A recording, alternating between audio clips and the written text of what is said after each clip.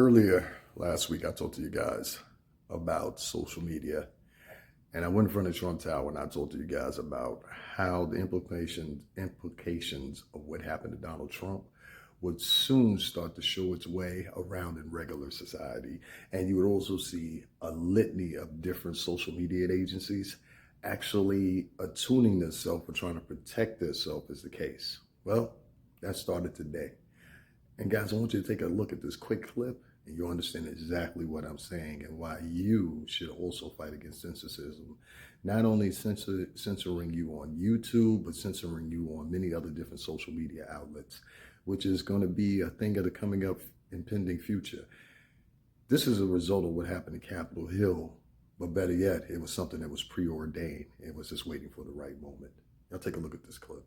I don't know whether to take this stock by stock or whether there's some value to be added in describing what you think is going on under the umbrella of your universe and whether or not we can look at effects across companies right now.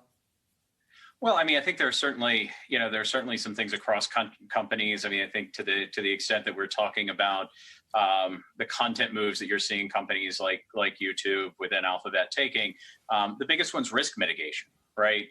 These are companies that are dealing with hundreds of millions, if not billions, of people on their platform that have a relatively small group of people that pose a really big outside risk.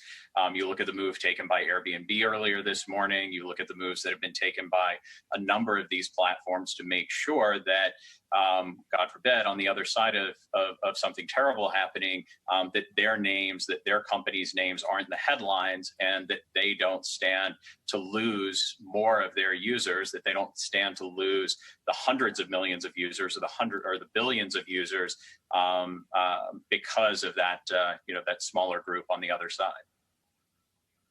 All right. So how would you rank the risk then? Is it risk of less engagement and fewer DAUs? Is it risk of just negative publicity? Is it legal liability? Is it some combination of those three? I think it's all of those, right? Certainly, there's legal liability depending on which company we're talking about. To use the Airbnb example, they insure these properties, right? And so, to the extent that that something were to happen in one of those properties, it's a risk for them. To the extent that you're talking about Twitter or Facebook or Snap, for them, it's the risk of losing users and engagement and losing advertisers. We saw it with the Facebook advertisers over the summer, where advertisers came out against hate on platforms and targeted Facebook for allowing these types of users on their platforms promoting hate, and so there's a financial impact to it as well, and so it really covers a lot of different risks, and so for any of these companies, the question is, what benefit is it to them? Do you get any benefit from allowing what for Twitter was 70,000 users, at least in the most recent purge, 70,000 users out of 300 million users on the platform that posed a risk for them? Do you get any benefit from allowing them on there? Certainly, the risks far outweigh the benefit, and so I think you're seeing them all make the same decision